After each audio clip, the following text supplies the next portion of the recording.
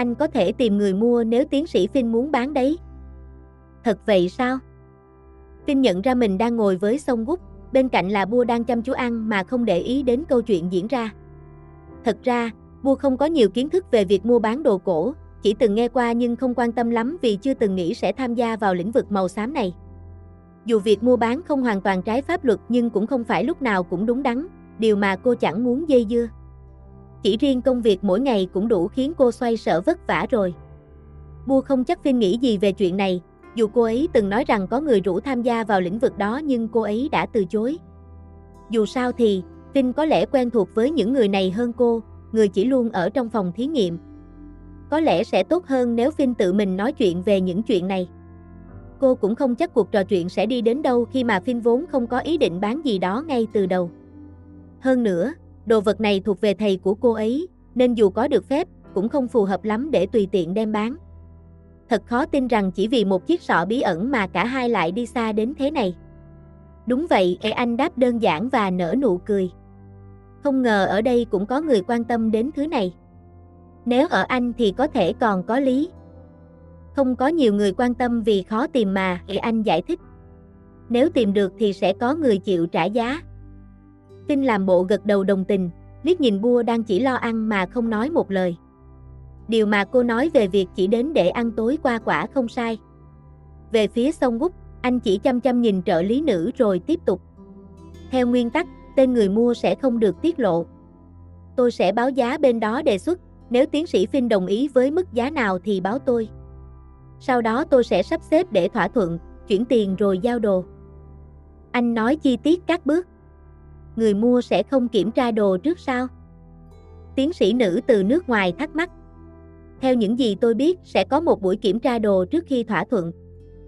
Vậy sao? Anh hỏi, nhướng mày. Không ngờ tiến sĩ Finn cũng quen với những việc như thế này. Cũng có chút ít, Finn gật đầu, nhận thấy Bua liếc nhìn cô một lát rồi quay đi. Thật ra, việc này tùy thuộc vào người mua, anh đáp với vẻ thoải mái hơn khi biết rằng Finn cũng từng qua lại với giới này. Tôi nghĩ rằng sẽ có buổi kiểm tra trước khi thỏa thuận lại lần nữa. Còn tùy vào sự tiện lợi của hai bên. Song Wook trả lời. Nếu tiến sĩ Finn quyết định muốn bán, tôi sẽ tìm người mua. Finn nhìn Bua qua đôi kính gọng vuông. Tôi có thể suy nghĩ thêm trước khi đưa ra quyết định không? Vì đồ này có giá trị khá cao. Không thành vấn đề. Khi nào muốn bán thì cứ báo cho tôi biết. Cô nghĩ chúng ta nên làm gì đây? Bua hỏi Finn khi cả hai đứng trước chiếc sọ xác ướp bí ẩn, hiện đã được dựng hình chỉ phần trên của bên trái mặt. Bua không vội vì đã có hình 2D, và giờ đang đợi thêm thông tin từ cảnh sát để hy vọng có manh mối nào về nhân dạng người này. Nhưng mãi vẫn không có hồi âm, khiến mọi chuyện như đi vào ngõ cụt. Hãng hàng không tư nhân liên quan đã bị đóng cửa vô thời hạn, còn hộp đen không cung cấp được nhiều thông tin ngoài việc có tiếng súng nổ 2 lần trước khi máy bay mất liên lạc khoảng 8 phút sau. Có thể đoán rằng đã có một vụ nổ súng trên máy bay trước khi thảm kịch xảy ra. Thi thể của 11 trong số 15 người mất tích đã được xác nhận, nhưng không có gì thêm giúp xác định nhân dạng người vô danh này, hay lý do chiếc sọ bị biến thành xác ướp. Chỉ từ cuộn giấy, hành khách và điểm đến là có thể suy ra rằng vụ này liên quan đến buôn bán. Ngoài câu hỏi người sở hữu sọ này là ai, thì còn những nghi vấn khác như ai đã tạo ra nó, vì mục đích gì và họ lấy thi thể từ đâu. Giới này không rộng, đặc biệt trong giới mua bán cổ vật liên quan đến nền văn minh Ai Cập. Nhưng vấn đề là làm sao tìm được những người trong giới này khi mà cô chỉ là một nhà nhân loại học và không biết nhiều về những chuyện đó, có thể nói là ít hơn hẳn so với Song Wook. Tôi đang suy nghĩ, Finn đáp lạnh lùng. Cuộc trò chuyện giữa cô và Song Wook 2 ngày trước vẫn luẩn quẩn trong đầu cô. Cô không chắc liệu việc dấn thân vào cuộc điều tra để lấy tin tức kiểu này có đáng không, nhưng với vai trò của một nhà nhân loại học, để chuyện này trôi qua có lẽ cũng không ổn. Cũng không chắc liệu sẽ có thêm người thiệt mạng. Nữ tiến sĩ từ Anh thở dài, gương mặt đượm nét lo âu. Một tay cô cầm thước đo chiều dài xương sườn của ai đó không còn nguyên vẹn, có thể là do va đập hoặc nổ. Thật tiếc là tôi vừa mới trở về nên không có quan hệ rộng, Finn nói với vẻ nặng nề. Chúng ta đã cố gắng hết sức rồi. Bua đáp, đặt đất sét tạo cơ bắp trên trán bên trái của chiếc sọ. Sau đó, cả hai không nói gì thêm, mỗi người đều chìm đắm trong suy nghĩ và công việc ngập đầu. Bua thỉnh thoảng nhìn Finn, cố gắng không để cô ấy phát hiện. Cô không thích biểu hiện lo âu của Finn và không thích việc cô ấy im lặng như vậy. Sống cùng nhau đã một thời gian, cô biết đó là dấu hiệu Finn đang rất căng thẳng, vì mọi thứ có vẻ đang đến hồi bế tắc. Dù được mời tham gia nhận diện nạn nhân trong vụ tai nạn với vai trò chuyên gia, cả hai đều ý thức rõ rằng nhiệm vụ của mình không vượt quá giới hạn. Họ không có quyền điều tra mà chỉ có thể chờ xem liệu cảnh sát có tìm ra gì về người vô danh kia không, dù cũng hiểu rằng càng để lâu, nguy cơ có thêm người thiệt mạng sẽ càng lớn.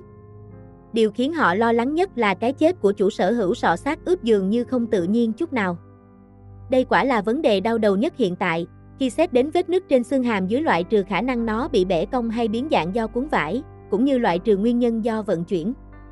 Các giả định chỉ còn là vụ nổ hoặc va đập. Cuối cùng, có thể là bị hành hung trước khi chết với vết nứt kéo dài từ trên xuống đáy hàm, dài 4 cm. Nếu do vụ nổ hoặc va đập, thì mức độ tổn hại vẫn quá nhỏ, vì vậy Bu nghiêng về giả thuyết bị hành hung hơn. Cô biết rõ rằng Finn cũng đang nghĩ tương tự, nên mới có nét mặt lo âu đó. Ngoài vụ tai nạn máy bay, dường như có thể không phải do tai nạn hoặc sự cố bất ngờ, hơn thế nữa, chiếc sọ xác ướp bí ẩn được tìm thấy cũng có thể là một vụ án mạng. Tiếng điện thoại reo lên, phá tan bầu không khí im lặng và sự lạnh lẽo của máy điều hòa trong phòng thí nghiệm. Phinia đi nghe máy vì cô gần điện thoại hơn, nhìn thấy đèn nhấp nháy trên nút số 4 của máy. Vâng, thưa giáo sư, là Phinia đây à? Câu trả lời đó khiến Bua, người đang chăm chú làm phẳng đất sét bằng cái bay nhỏ, ngẩng đầu lên nhìn. Vâng ạ, em và Bua sẽ lên ngay. Sau đó, nữ trợ lý đặt điện thoại xuống. Giáo sư gọi. Được rồi. Bushea đáp lại rồi nhanh chóng tháo găng tay ra và ném vào thùng rác. Không quá 10 phút sau, cả hai đã thấy mình đang ngồi trong phòng làm việc của giám đốc viện nghiên cứu nhân học sinh học, người đang quan sát họ một cách chăm chú.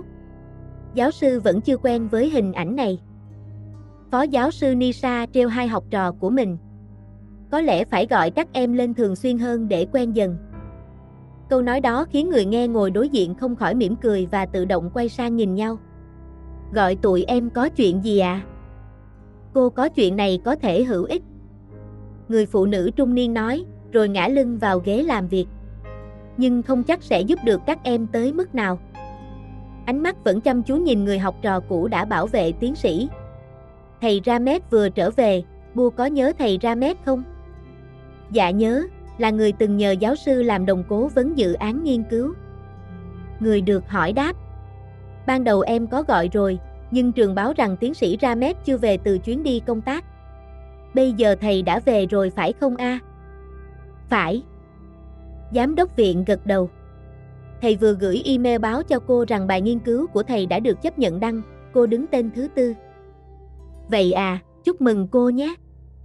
Bushea mỉm cười nói. Nhân tiện, bài của Bu cô đã kiểm tra xong. Để cô gửi email lại, rồi gửi cho bên đó kiểm tra luôn để nhanh chóng công bố. Dạ vâng, giáo sư. Người được nhắc đến đáp lại. Vậy khi nào Bu nhận làm cố vấn phụ vậy? Giám đốc viện hỏi tiếp. Để cô sắp xếp xin chức phó giáo sư. Em không vội đâu à, ai cần gấp thì họ nhận trước em. Bu nhanh chóng đáp, khiến giáo sư Nisha bật cười nhẹ. Thật ra, với em chỉ cần tiến sĩ là đủ rồi. Thế còn Phinia? Lần này, người ngồi cạnh Bua bị hỏi. Em à? Em từng bảo đã hoàn thành thu thập dữ liệu thô rồi. À vâng, giáo sư. Phinia đáp. Em đang nhập dữ liệu vào phần mềm, kết quả thực tế chắc sẽ có trước cuối tháng này. Được rồi, nếu em có thể gặp thầy Ramet và biết thêm được điều gì, hãy báo lại cho cô nhé. Vâng, thưa giáo sư. Cả hai gần như đồng thanh đáp, khiến người cố vấn ngồi đối diện không khỏi mỉm cười.